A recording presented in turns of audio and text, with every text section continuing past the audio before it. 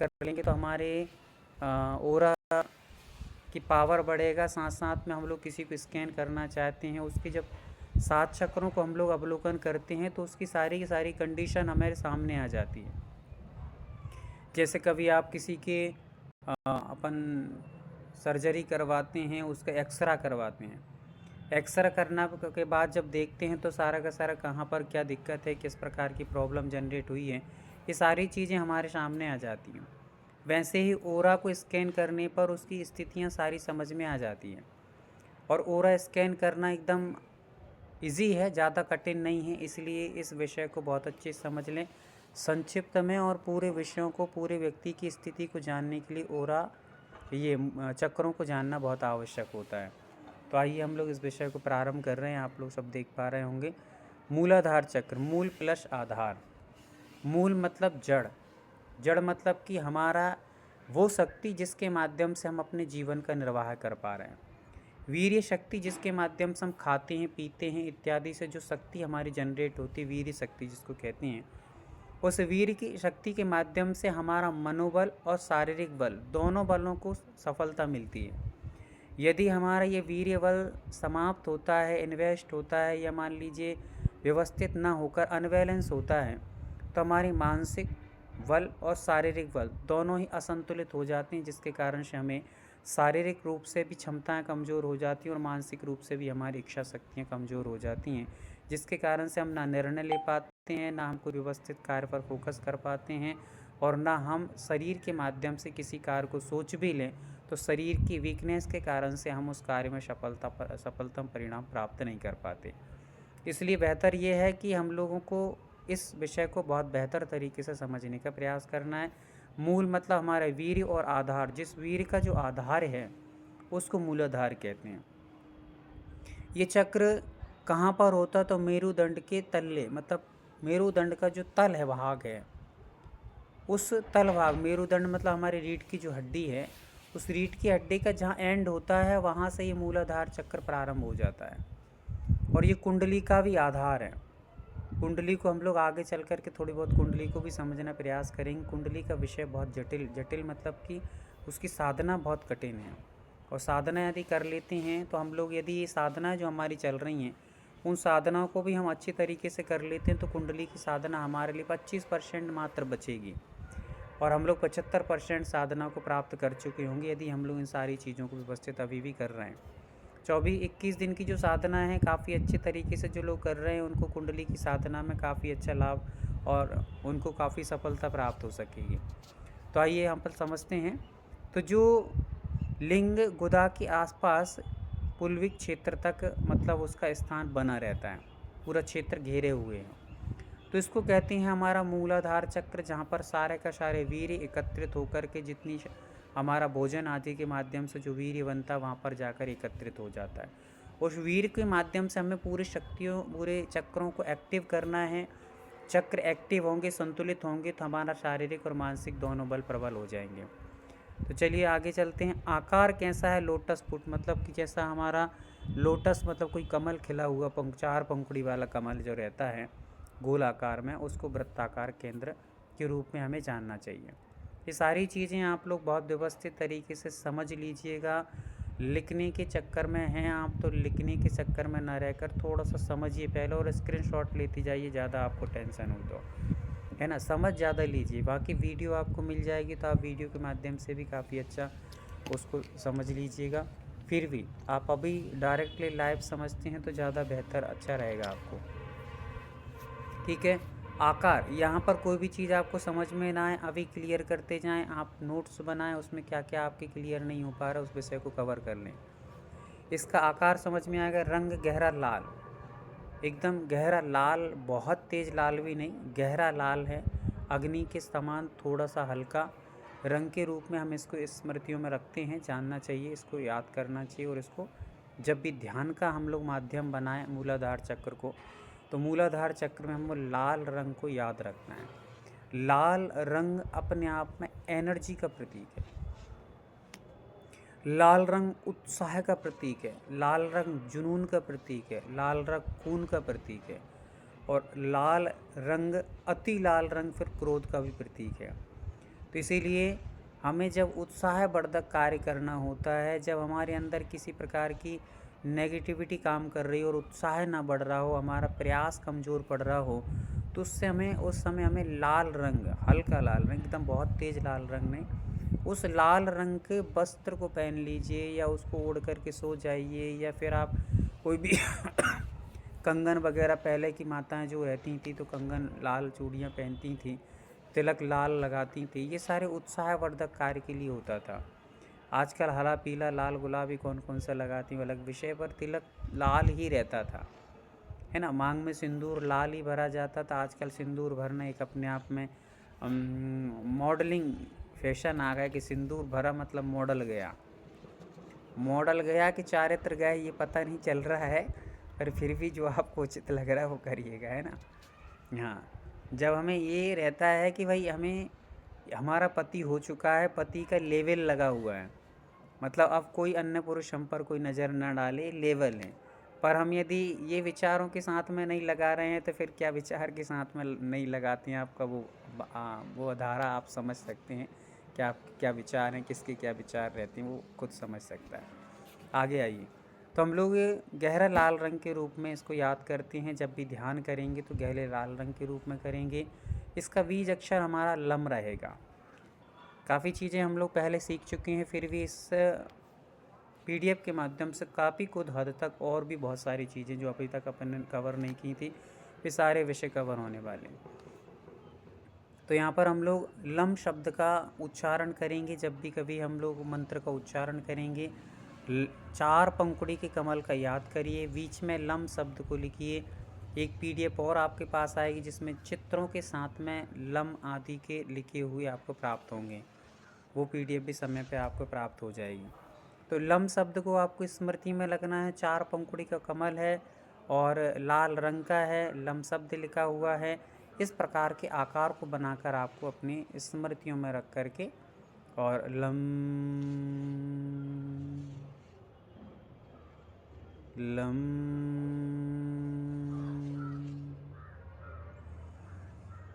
Lump,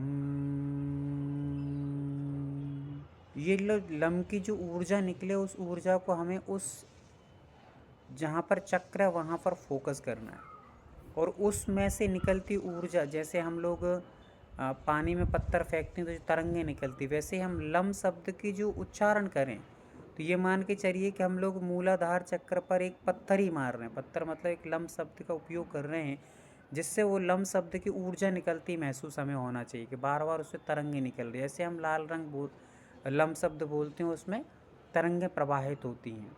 जैसे ही lump शब्द बोलें तरंगें प्रवाहित हो रही हैं, ये आप महसूस करेंगे तो वह चक्र ऊर्जावान हो जाएगा, और जब वो ऊर्जा को प्राप्त कर लेगा तो वो संतुलन बना करके रखेगा।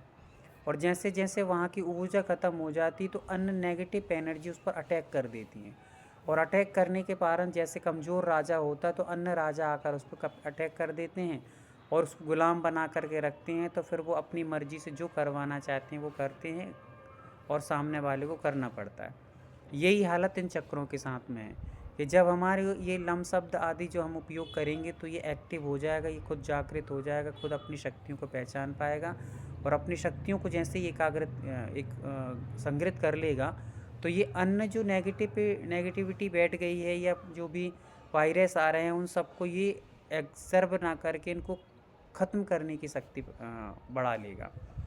अभी क्या हो रहा है, ये एकदम साइलेंट चला गया, इस पर चार्ज नहीं है, और चार्ज ना होने के कारण से इसके ऊपर नेगेटिव एनर्जी हावी हो रही है, और हावी होने के कारण से हमारे अंदर के जो जिस चक्र से हमें लाभ होना चाहिए था उससे लाभ ना होकर के हानि हो रही है, और ये नेगेटिविटी जो आ गई है वो हमारे ऊपर हानि बन रही। कामुकता बढ़ाना है, कामासक्तियाँ बढ़ाना है, अपनी इच्छाओं पर नियंत्रण ना रख पाना है, हमारे मन पे कंट्रोल ना रख पाना है, ये सारी चीज़ें कब हो रही हैं, जब हमारा ये संतुलन ना होने के कारण से।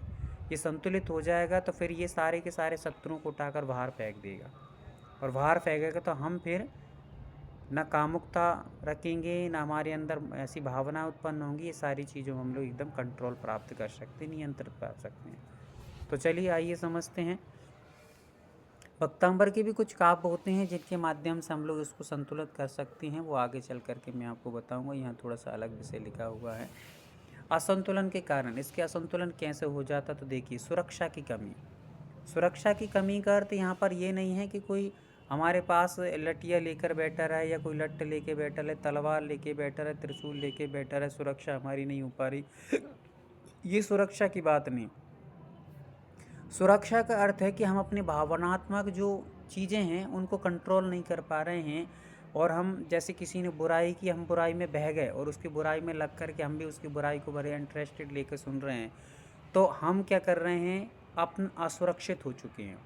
हम नेगेटिव एनर्जी को ग्रहण करते जा रहे हैं। वो नेगेटिव एनर्जी सीधे जा कर के हमारे मूलाधार आदि चक्रों को प्रभावित करती है, और मूलाधार चक्र की एक जो एनर्जी थी वो लॉस हो जाती है, और ये लोग आकर के हावी हो जाते हैं, और जो हावी हो जाते हैं वो संस्कार बन जाते हैं। संस्कार बन जाते हैं तो फिर हम चाह कर भी उन संस्कारों की धारा को तोड़ नहीं पाते हैं।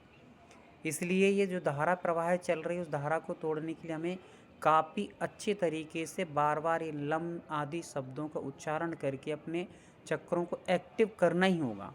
तब हमारी ये पुराने संस्कारों की धारा है, जो अनादिकाल से हमारे ऊपर आदतें बन गई हैं, इन आदतों को तोड़ने के लिए बहुत वर्षक पुरुषार्थ करना पड़ेगा।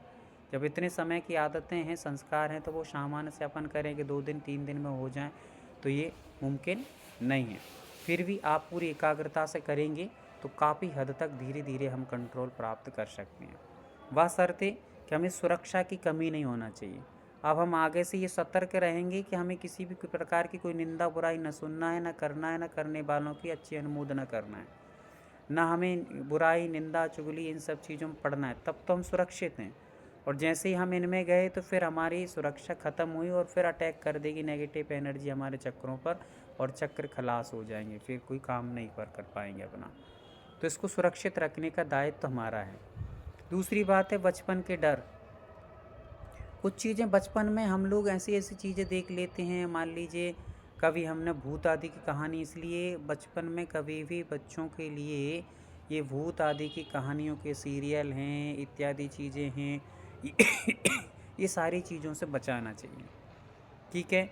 बचपन में जो बच्चे जैसे टीवी आदि में आजकल सीरियल चलते हैं, उसमें काफ़ी सारे सीन आते हैं ऐसे, तो बच्चे बहुत जल्दी से उसको एग्जर्व कर लेते हैं, और वो पूरे चित्र उनके चित्त में जाकर बैठ जाती हैं, वे संस्कार बन जाते हैं, और वो संस्कार बनने के कारण से उनके चक्र अपने आप बचपन से ही अनएक्टिवेट हो जाते हैं, काम करना बंद कर देते हैं, और ये आदतें उस पर हावी हो जाती हैं, और आदतें ऐसी बन जाती हैं कि फिर वो माँ को छोड़ने तैयार हैं, पिता को छोड़ने तैयार हैं, परिवार को मारने के लिए तैयार हैं, पर वे अपने इमोशंस को दबा नहीं सकते, कंट्रोल नहीं कर पाते, इतने ज़्यादा आदी हो जाते हैं।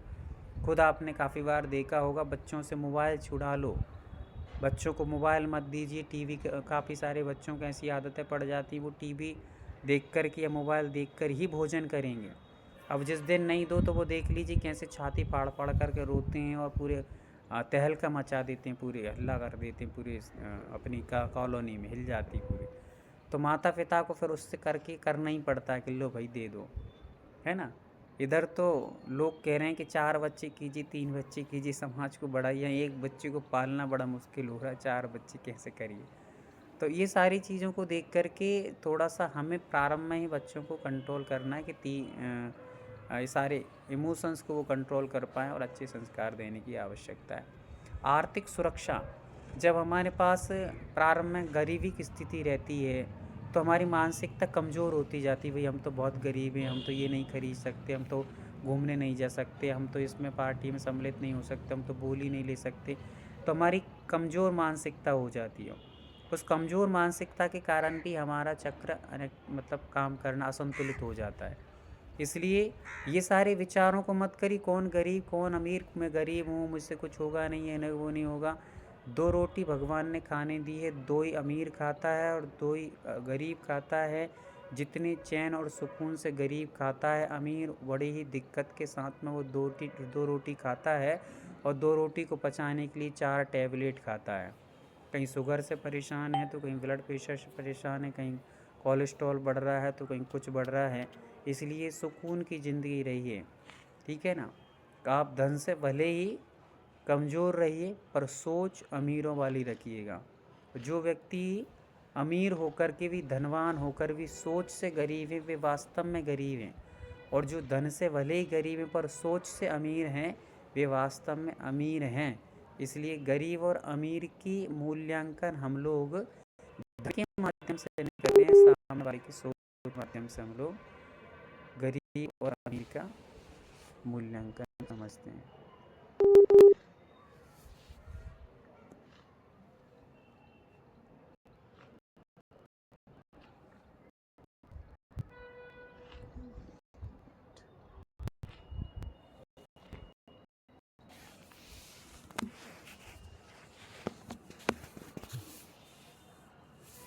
चलिए, तो ये हमारा मूलाधार चक्र का डर और आर्थिक सुरक्षा, स्थायी तनाव, किसी चीज़ को हमने लेकर के स्थायी तनाव बना लिया, कोई स्ट्रेस को लेकर, कोई टेंशन को लेकर के स्थायी तनाव बना लेते हैं। थोड़ा बहुत तनाव तो होता जाता, आता रहता ही है, पर जिस चीज़ को हम स्थायी रूप से बना लेते हैं वो हमारे लिए दिक्कत का कारण बन जाती है।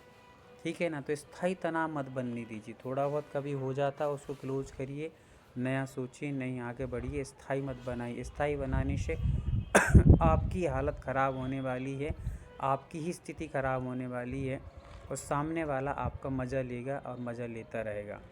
पर महत्वपूर्ण बात तो ये है कि आप कमज़ोर होने के बाद भी अपनी स्थितियों को मजबूत बनाकर सामने वाले को ये सिद्ध कर दें कि आपने एक बहुत बड़ी चीज़ को ठुकराया है, जिसके कारण आज आपको पछताना पड़ेगा। ऐसा कुछ करके दिखाते हैं तो एक बहुत महत्वपूर्ण विषय बनता है। और आप यदि सामने वाले की बातों में प्रभावित होकर के स्थायी तनाव में डूब गए हैं तो सामने वाले ने आपको परास्त कर दिया है। आपको परास्त नहीं होना है, अपनी सोच के आधार पर आपको सामने वाले को करके दिखाना है कि मैं आपके बिना भी बहुत बेहतर और बेहतरीन करके दिखा सकता हूँ। मैं कोई दूसरे के सहारे पर ही जीने वाला नहीं हूँ, मैं अपने दम पे भी बहुत कुछ और बहुत महत्वपूर्ण करके दिखा सकता हूँ। तो ये अपने अंदर जुनून रखिएगा। जब तक खून है तब तक जुनून होना चाहिए। जिसका जुनून ख़त्म उसका खून ख़त्म। तो अस्थायी आवास मतलब अपने पास घर नहीं है, तो घर ना होने के कारण काफ़ी सारे लोग टेंशन में रहते हैं कि अब घर नहीं है यार, किराए के घर से कैसे कब तक रेंट तक रहेंगे, कब तक रहेंगे, तो वो वही टेंशन में जी मरते जा रहे हैं। तो ये भी कुछ कारण बन जाते हैं। या अस्थायी काम, जॉब आदि स्थायी नहीं है, प्राइवेट नौकरी है, आदि आदि हैं। तो ये टेंशन के कारण, सीधी सी बात है, किसी भी चीज़ का आप टेंशन लेके बैठोगे तो ये चक्र हमारे अनएक्टिवेट हो जाएंगे और ये काम करना बंद करेंगे और आप पर नेगेटिव एनर्जी हावी हो जाएगी, जिससे आपको बहुत दिक्कत आने वाली है। काफ़ी सारे रोग हमारे इसी कारण से हो रहे हैं कि हमने ये सारी चीज़ों की टेंशन ली और हम कमज़ोर हुए। कमज़ोर पार्टी को देख कर के सामने वाले हावी हो जाते हैं और मजबूत पार्टी को देख कर के कोई भी हावी नहीं होता है, बल्कि उसके चरणों में जाकर समर्पित हो जाता है। आप कभी भी देख लीजिएगा, यदि जहाँ भी मजबूत पार्टी होती है सारे लोग उसके आकर के सपोर्टर हो जाते हैं। आज यदि मान लीजिए कि बीजेपी आगे बढ़ रही तो कांग्रेस वाले भी अपनी अपनी पार्टी छोड़ कर के यहाँ पर आने सम्मिलित हो चुके हैं, होना प्रारंभ हो गए हैं, कुछ हो रहे हैं, कुछ जो भी है। तो क्योंकि जहाँ भी मजबूती दिखेगी, जहाँ की पार्टी में दम दिखेगी, वहाँ के लोग सब इसी साइड आ जाएंगे। इसलिए ये ध्यान रखिए आप लोग। आपने शायद सोचा होगा, कभी विचार किया होगा कि हम लोगों को जितना महत्व हम दूसरों को दे रहे हैं, आज का आपने शायद थॉट सुना होगा, जितना हम दूसरों को महत्व देंगे वो उतना ही महत्वहीन समझता जाएगा आपको। और जिसको कम महत्व दोगे, समय समय पे ही दोगे, तो वो आपका मूल्यांकन समझेगा, मूल्य को समझेगा। और हम लोग अपने हाथों से ये सोचते कि नहीं यार इसका बार बार महत्व दीजिए, इसको बार बार महत्व दीजिए, तो हम लोग ज़बरदस्ती जो महत्व दे रहे हैं वो आपको महत्वहीन समझ करके आपका पीछे छोड़ देगा। ठीक है। तो आप इस प्रकार से काम के लिए भी ज़्यादा हताश मत होइए, जो है उसमें खुश रहिएगा। खुश रहेंगे तो नए अवसर आएंगे, और आप दुखी रहेंगे तो आने वाले अवसर भी आपसे रूठ करके चले जाएंगे। नए अवसर चाहिए तो हमेशा खुश व्यक्ति के पास नई चीज़ें आती हैं, और उदास व्यक्ति के पास तो क्या आता है, कोई व्यक्ति मक्खी भी बैठना पसंद नहीं करती है। इसलिए उदास नहीं रहना है, प्रसन्न रहिए। इत्यादि वह और आक्रोश दबी हुई मतलब जो अंदर क्रोध आदि जल रहा है, अंदर अंदर कह नहीं पा रहे, बोल नहीं पा रहे, ऐसे आक्रोश आदि से, भय आदि से, तो ये सारी चीज़ें और भी हैं। ये तो यहाँ तो कुछ संक्षेप में अपन ने बताई गई हैं, पर कुछ और भी चीज़ें होती हैं ऐसी जो आपको टेंशन पैदा करती हैं। वो सारी चीज़ों को आप यहाँ ले लीजिए, इससे हमारा ये असंतुलित हो जाता है चक्र, तो इनसे बचिएगा। असंतुलन होने की हानियाँ क्या हैं? तो स्थिरता आपकी ख़त्म हो जाएगी, सुरक्षा की कमी, आपको अपने आप में बहुत डर, जब देखो डर डर डर, भयभीत, छोटी छोटी चीज़ों में भयभीत, जैसे कहते हैं ना, बहुत सारे हमारी टीम जुड़ी हुई हैं लोग, बोलने में डर लगता है, बोलने में डर लगता है, बोल नहीं पाते हैं, कह नहीं पाते। तो ये सब क्या है कि हमारा चक्र असंतुलित है, तो हमारे अंदर भय की सीमा बढ़ चुकी है। ठीक है। अत्यधिक डर बना रहता है, अवसाद होता रहता है अपने आप में, छोटी छोटी चीज़ों को लेकर तुरंत गुस्सा, थोड़ी थोड़ी टेंशन, थोड़ी थोड़ी में चिड़चिड़ापन, ये सब चीज़ें असंतुलन का कारण बनती हैं। अनिद्रा, नींद नहीं आती है, आत्मविश्वास घट जाता है, अपने आप से ही विश्वास घटने लगता है कि मैं ऐसा कर पाऊँगा कि नहीं, कर पाऊँगा कि नहीं, मुझे विश्वास नहीं कि मैं कर पाऊँ, खुद का विश्वास खुद से उठ जाता है।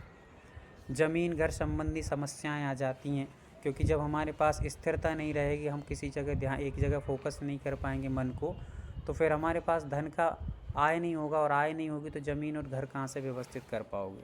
तो इसलिए एक चीज़ के कारण से अनेक चीज़ बिखर जाती हैं। अपने आप को संतुलित रखेंगे तो घर भी, परिवार भी, मकान भी, जॉब भी, सब कुछ स्थिर हो जाएगा।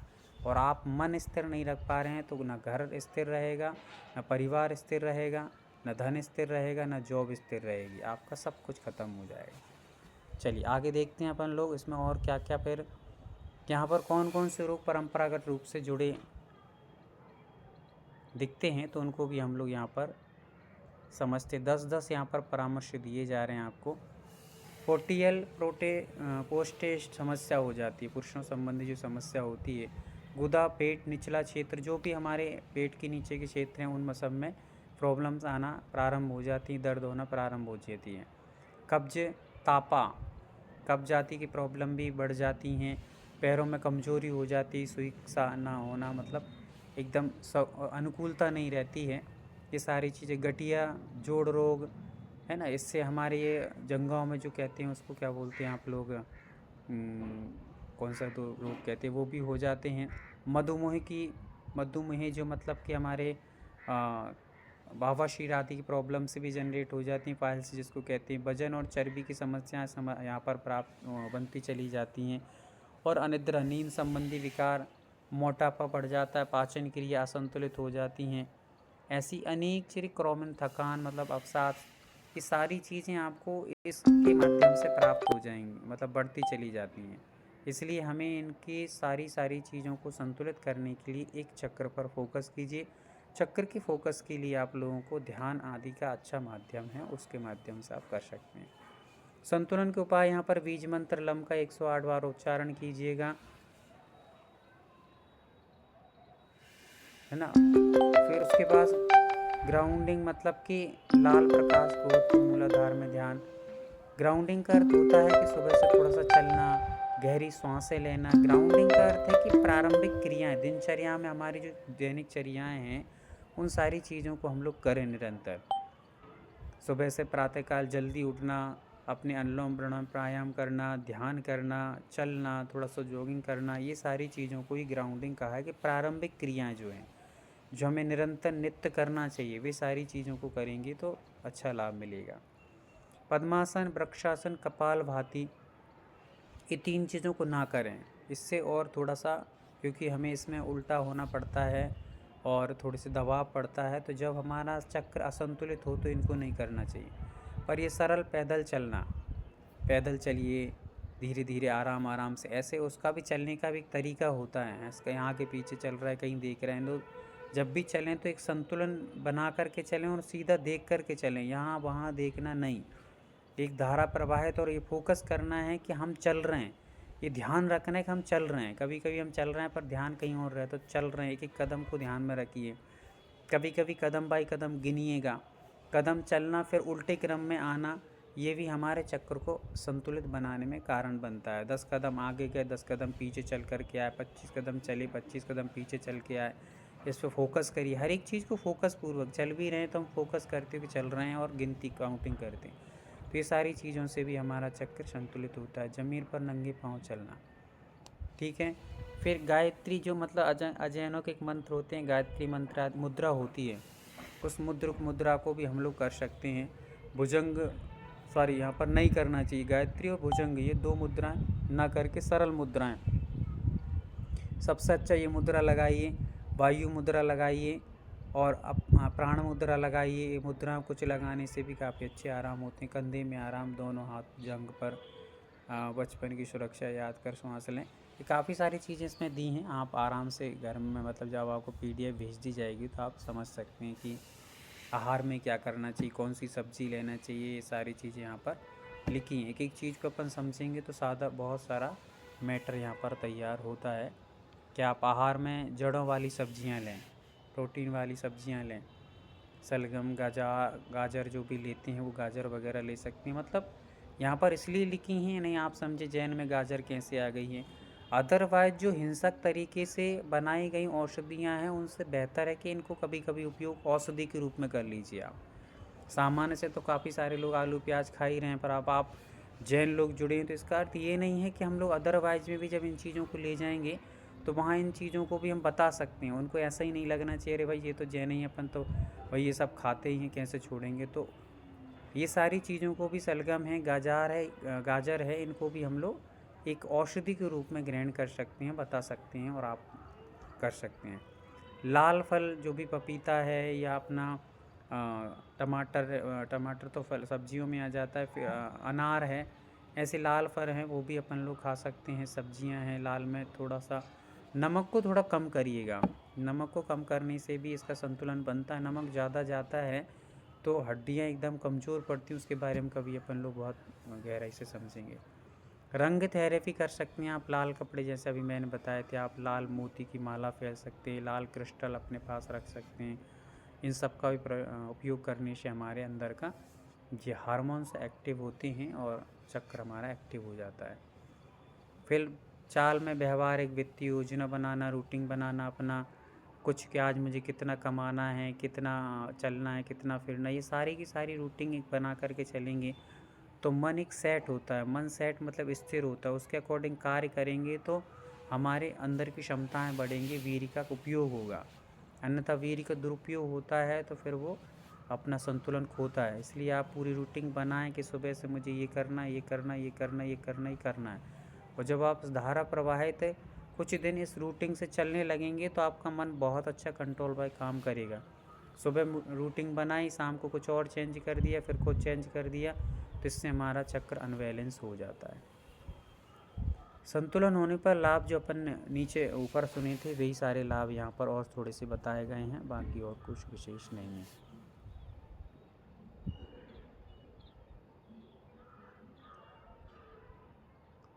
अब ये नाभि के नीचे का जो चक्र है जिसको हम लोग स्वादिष्टान चक्र के नाम से जानते हैं, उस चक्र के बारे में यहाँ पर बताया जा रहा है।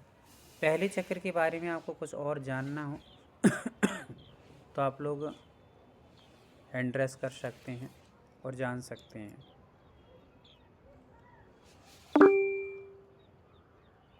हाँ सुमन दीदी पूछिए। वंदना भैया जी आजकल ये इम्यून सिस्टम की डिजीज बहुत चल रही है, जैसे मल्टीपल स्क्लेरोसिस वगैरह है, तो क्या इसके लिए मूलाधार चक्र ही काम करता है?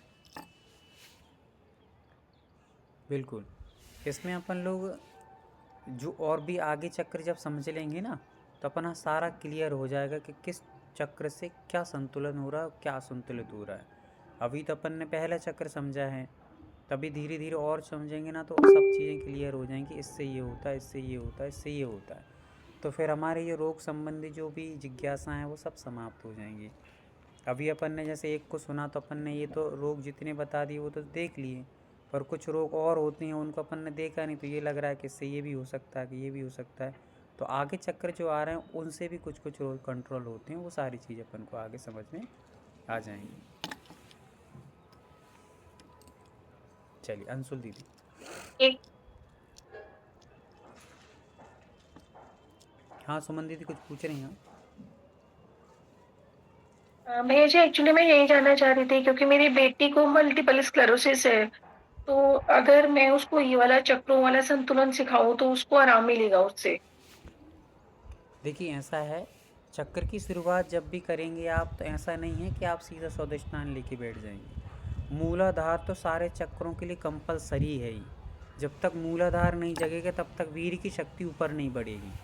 इसलिए मूल आधार को तो पहले, जैसे अपन को घर बनाना है तो घर के लिए नींव खोदना तो आवश्यक है ही। तो वो नींव मजबूत होना चाहिए, इसलिए मूलाधार चक्र को तो आपको विशेष रूप से कोई भी प्रॉब्लम्स हैं तो पहले मूलाधार चक्र का वीर शक्ति जब ऊपर बढ़ेगी तो अन्य चक्र अपने आप एक्टिव होने के लिए तैयार हो जाएंगे। जब वहाँ तक वो ऊर्जा पहुँच ही नहीं रही तो वो एक्टिव होंगे कैसे, है ना। जैसे अपन लोग ऑयल होता है तो ऑयल अपन डाल देते हैं गेट में तो वो चर्र चर्र करना बंद कर देता है। तो वो ऑयल जब तक नहीं पहुंचेगा तब तक वो चर्र चर्र बंद, तो ऑयल कहाँ से पहुंचने वाला है, मूलाधार चक्र से आने वाला है। तो जब तक हमारे पास शक्ति अन्य चक्रों को नहीं मिलेगी तब तक वो भी एक्टिव होने वाली नहीं है। तो आप मूलाधार तो विशेष उनसे करवाइए, बच्चों से मूलाधार चक्र पर विशेष फोकस करवाइए। चलिए अंशुल दीदी। भैया जी, जैसे मेरे फादर ना फुटबॉल के प्लेयर थे, उनके लाइक वो बहुत स्ट्रांग थे, पैर उनके बहुत स्ट्रांग थे, लेकिन अचानक लाइक 4-5 साल से उनके पैर बहुत वीक हो रहे हैं। तो अभी रेकी तो उनको मैं यहाँ से बैठ कर दे दूं, आपसे सीख लिए थोड़ी बहुत तो।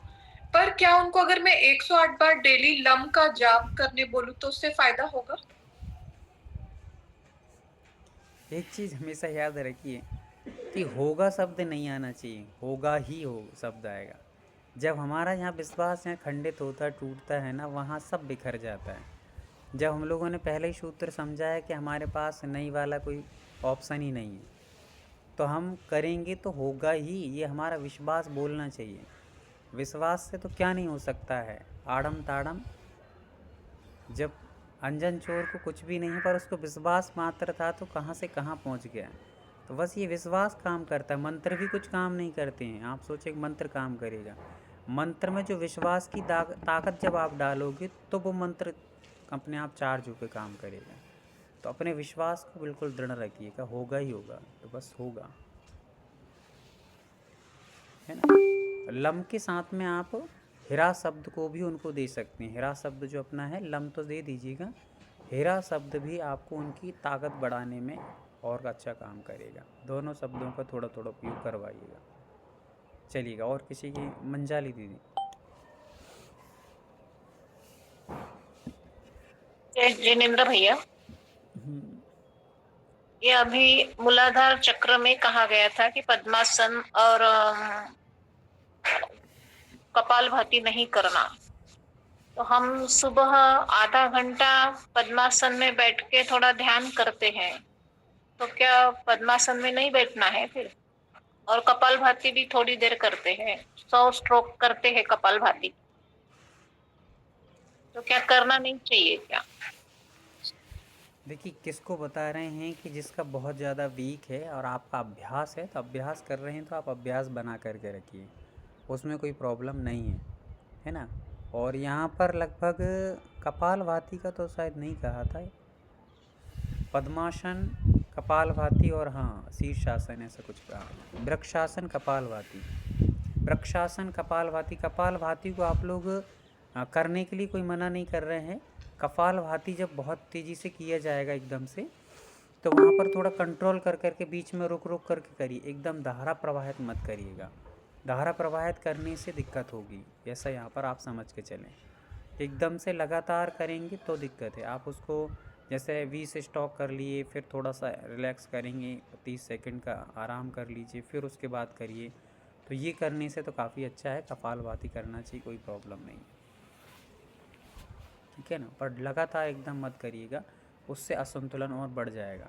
उससे क्या होगा, दिमाग अस्थिर हो जाएगा, गर्मी ज़्यादा बढ़ेगी तो फिर दिक्कत होगा। जब आपका अभ्यास हो गए, काफ़ी समय से कर रहे हैं तो कोई प्रॉब्लम नहीं है। और अपन ने डायरेक्ट चाहे और सीधे कपालभाति लेके बैठ गए, 100-150 एकदम कर दिए तो मन अस्थिर हो जाए, चक्कर जैसी स्थिति बन जाएगी, तो उससे और कंट्रोल मतलब अनकंट्रोल हो जाएगा गाड़ी। उसको देख करके करना, क्षमता के अनुसार करिए और अपनी शक्ति के अनुसार करिएगा। चलिए, वंदना दीदी बंडा पूछिए। हाँ भैया जी, वंदना। पिछली बार अपन ने जो लिखा था इसमें मूलाधार चक्र में, तो उसमें वृक्षासन वाला आसन लिखा है और इसमें मना लिखा है। हम्म। देखिए, वृक्षासन के लिए कोई भी आसन के लिए है, आसन के मना नहीं है यहाँ पर आप अपनी शक्ति और क्षमता के अनुसार करें। जिनको अभ्यास है वे अभ्यास को कंटिन्यू रखें, पर जिनका अभ्यास नहीं है वे यदि अभ्यास कर रहे हैं, योगा सीख रहे हैं, योगासन करते हैं, तो वे एकदम लगातार ना करके क्षमता के अनुसार करें। इतना कहने का अर्थ है यहाँ पर। क्षमता से बाहर जो कार्य करेंगे तो वो असंतुलन का कारण बन जाता है। क्षमता के अंदर करने में योगा कोई प्रॉब्लम नहीं करता है।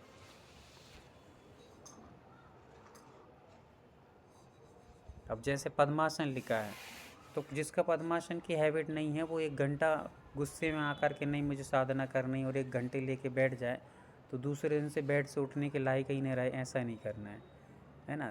तो उसको बता रहे हैं यहाँ पर। आप धीरे धीरे अभ्यास करिए, 5-5 मिनट, 2-2 मिनट, कोई प्रॉब्लम नहीं। अभ्यास है तो कोई प्रॉब्लम नहीं। चलिए आगे। और किसी कोई जिज्ञासा नहीं है, आगे बढ़ते हैं अपन लोग। तो ये पहले वाले चक्र को आपको व्यवस्थित रूप से समझ लेना है, क्योंकि बहुत महत्वपूर्ण चक्र है। मूलाधार सारे चक्रों का आधारभूत है। इसके बिना कोई और चक्र का कोई अस्तित्व नहीं बचता है, इसलिए आप इसको जागृत अवश्य करें। स्वादिष्ठान चक्र के बारे में हम लोग थोड़ा और समझते हैं, फिर उसके बाद आज की क्लास को यहीं विराम देंगे। नाम है स्वादिष्ठान चक्र, स्वादिष्ठान। स्वाधिष्ठान, स्व मतलब अपने स्थान पर जो स्थिर रहता है, और ये जो पुरानी भावनात्मक चीज़ें हैं उनको स्थिर करके रखता है, स्टॉक करके रखता है। आगे चल के आपको बताने वाले हैं। तो ये सेकंड चक्र भी कहलाता है, मतलब दूसरा चक्र। सेकंड का अर्थ यहाँ पर कोई और नाम नहीं, सेकंड मतलब दूसरा चक्र। पहला वाला हो चुका, उसके बाद दूसरा चक्र आया ये। तो यहाँ पर नाभि और जननांग के बीच को क्षेत्र को, मतलब नाभि के 2 से 3 इंच नीचे रहता है, ये समझ के चलना। जननांग से ऊपर और नाभि से नीचे के स्थान पर रहता है। आकार 6 पंखुड़ी के लोटस जैसा है, इसके 6 पंखुड़ी के कमल के जैसे इसका आकार रहता है। इसका रंग केसरिया या नारंगी ऑरेंज कलर यहाँ पर रहता है। ठीक है। बीज मंत्र इसका वम है, बम नहीं, वम, वा वाला वम। तो ये मंत्र का उच्चारण अपन कर सकते हैं तो काफ़ी हद तक लाभ होते हैं। अब इसके माध्यम से क्या कैसे अस्थिर हो जाता है, इसको अपन लोग यहाँ समझते हैं। भक्तामर जी के बारे में आपको बाद में बताया जाएगा। संतुलन के कारण, असंतुलन के कारण यहाँ पर बताए जा रहे हैं। भावनात्मक दबाव क्या होता है? भावनात्मक दबाव, जब भी किसी के माध्यम से आपको भावनात्मक दबाव दिए जा रहे हैं, आप जिस चीज़ को नहीं चाहते हैं फिर भी आपको करना पड़ रहा है, नहीं चाहते फिर भी आपको बार बार करना पड़ रहा है, तो ये चक्र अनबैलेंस हो जाता है। समझ में आ गया? जो आप नहीं चाहते हैं फिर भी किसी के दबाव में आकर, चाहे वो आपके घर परिवार के कोई भी संबंधी हों या बाहर के हों या किसी भी प्रकार से, तो वो कार्य जब आपको करना पड़ते हैं तो ये कहलाता है भावनात्मक दबाव। जो आप भावना नहीं है फिर भी आपको दबाव देकर करवाया जा रहा है वो। यौन दबाव या अनिश्चितता, रचनात्मकता की अवरुद्धता, मतलब रचनात्मकता की अवरुद्धता मतलब किसी चीज़ की आप में रचना करने की ताकत है, आप चाहते हैं वो कर सकते हैं, किंतु आपको ज़बरदस्ती रोका जा रहा है कि नहीं ये नहीं कर सकते, वो नहीं कर सकते, तो उस समय हमारा ये चक्र असंतुलित हो जाता है। और असंतुलन में चक्र आ जाता है तो फिर क्या क्या दिक्कतें होती हैं वो यहाँ पर कह रहे हैं। भावनात्मकता, अस्थिरता, फिर भावनात्मक अस्थिरता आ जाती है, आपकी भावनाएं अस्थिर हो जाती हैं। आप जो चाहते थे वो आपको करने नहीं दिया जा रहा, और आप जो नहीं चाहते हैं उसके लिए दबाव दिया जा रहा है, तो आपकी जो भावनाएं होती हैं वो अस्थिर हो जाती हैं, ऐसा यहाँ पर बता रहे हैं। क्रिया शक्ति में कमी, आपकी जो क्रियाएं कर रहे हैं, जो भी क्रियाएं करते हैं उसमें रुचि नहीं रहेगी तो आपकी कमी आ जाएगी। कहीं भोजन बना रहे हैं तो आलसपूर्वक बना रहे हैं, कोई भी घर के कार्य कर रहे हैं तो उसमें एकदम रुचिपूर्वक नहीं कर रहे हैं, तो वो कमी आ जाती है। यौन समस्याएं बन जाती हैं। नीरसता, खाने पीने में, जीवन जीने में, बोलचाल में इत्यादि में नीरसता आती चली जाती है। और आकांक्षाएं, लज्जा के मुद्दे, मतलब आकांक्षाएं रहती हैं कि ये करूं पर नहीं होता, आकांक्षाएं बढ़ती हैं पर होती कुछ नहीं है, तो काफ़ी हद तक भावनात्मक प्रेशर पड़ते जाते हैं और आप दिक्कत में जैसे जैसे आती हैं वैसे वैसे आपके रोगों की वृद्धि होती जाती है। तो इस चक्र के असंतुलन होने पर कौन कौन से रोग हो सकते हैं ये भी हम लोग यहाँ पर समझ लेते हैं कि यौन संबंधी दिक्कत होंगी, कामेक्षा या शीघ्र पतन, फिर यहाँ पर प्लेक विक इन्फेक्शन, पेट के निचले हिस्से में दर्द होना, जो पेट के नाभि के नीचे का हिस्से रहता है उसमें दर्द हो जाना या मसल से बढ़ जाना, और जो हार्निया प्रॉब्लम जो होती वो भी इसी से होती, आगे आएगा शायद। मूत्र मार्ग में समस्या, बार बार पेशाब आना, गुर्दे मूत्राशय संबंधी असुविधा होना, यूरिन संबंधी जो प्रॉब्लम होती हैं इस चक्कर के इनएक्टिवेट होने के कारण से होती हैं, क्योंकि इसका संबंध वहीं से है। अपन ने इसका स्थान देखा तो वो संबंध वहीं पे रख रहा है, नाभि से नीवी के नीचे के जो स्थान है उनसे पूरा संबंध इसका है। तो जो भी प्रॉब्लम्स होंगी भी सारी की सारी इसी के माध्यम से, इसी का असंतुलन होने पर हो जाती हैं। मासिक चक्र की असंतुलनता महिला में जो होती है, क्रॉमिक सर्कल पर निचला कमर में कूला जो होता है उसमें दर्द हो जाना। हाँ, तो ये जितने भी हैं, 1 मिनट रुकेंगे सभी।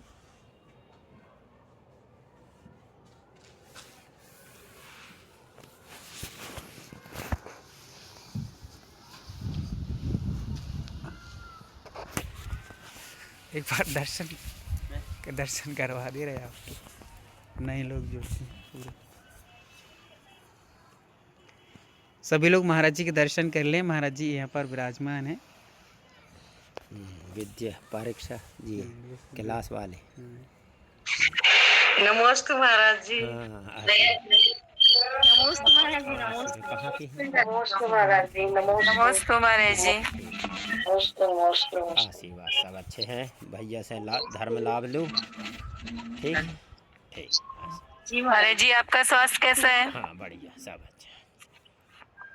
महाराज जी भैया बहुत लोगों को हाँ ठीक है, बहुत अच्छा। बहुत मेहनत कर रहे हैं हम लोगों के साथ। नहीं नहीं, बहुत अच्छा है, बहुत हम लोग अच्छे से सीख पाए। महाराज के आशीर्वाद दे दो। ठीक ठीक, बहुत पुरुषार्थ करो जितना बन सके। ठीक है जी महाराज। नमस्ते महाराज जी। आए रोज देखो महाराज। तैयार कोई हो जुलूस में चली वही है, फिर कल और परसों निवास वही देख ले, वही है निवास, वही रुक गए। वही बस ज़्यादा दूर नहीं है, बात है लेकिन ये सब आना जाना फिर होते देखो का होते सीधी जाने आरती होने अपने तेरों का दूर जगह अच्छा पूरा मेरे 10 फिर आएंगे 9-10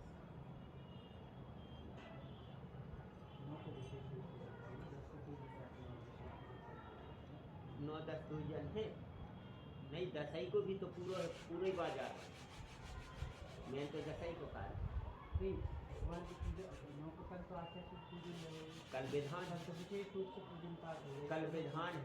हाँ और परसों तो सब हाँ परसों पूरा तई पे रहने से कल तो बाजार बंद नहीं, परसों आहा भोजन व्यवस्था सारी सकल समाज की बाहर की सब की बंद। मेन तो कार्यक्रम परसों है, कल तो घूम का बनाएगा। हाँ वो सब जो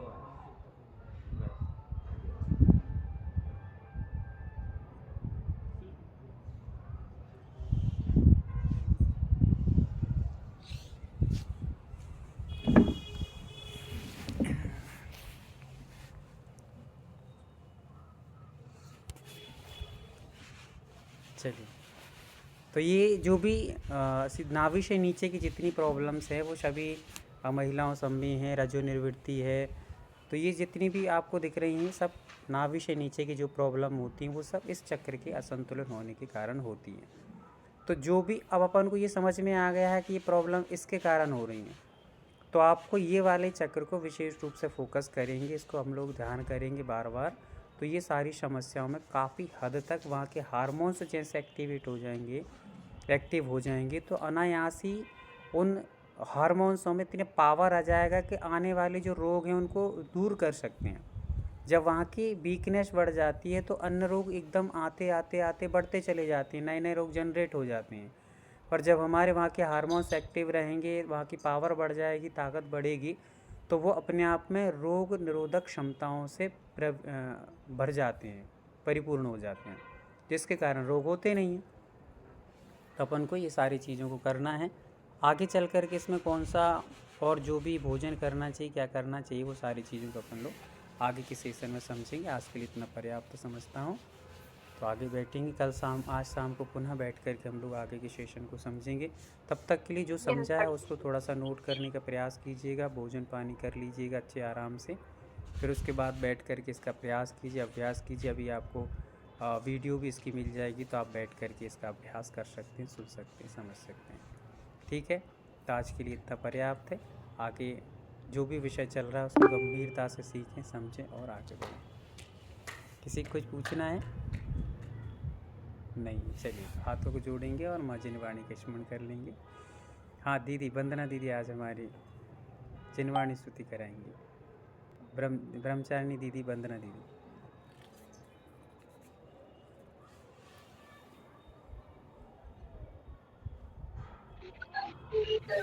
बाणी जिने कथिता दुख हारणी है, संताप्ति भाग्य जन को सुखदायिनी है।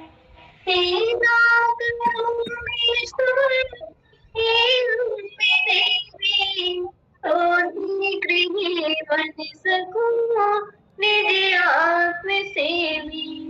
बोले द्वादशांगी जिनवाणी माता की जय।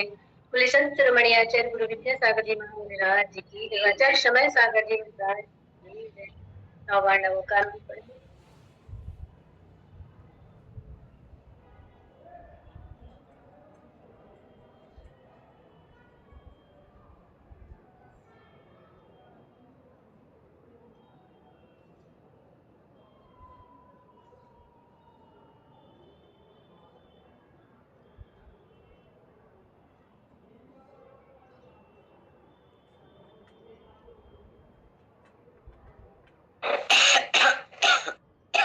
वंदना भैया जी सभी को जय जिनेन्द्र। वंदना भैया जी सभी को जय जिनेन्द्र। वंदना भैया जी सभी को जय जिनेन्द्र। वंदना भैया जी सभी को जय जिनेन्द्र। वंदना दीदी कौन से महाराज जी थे वो?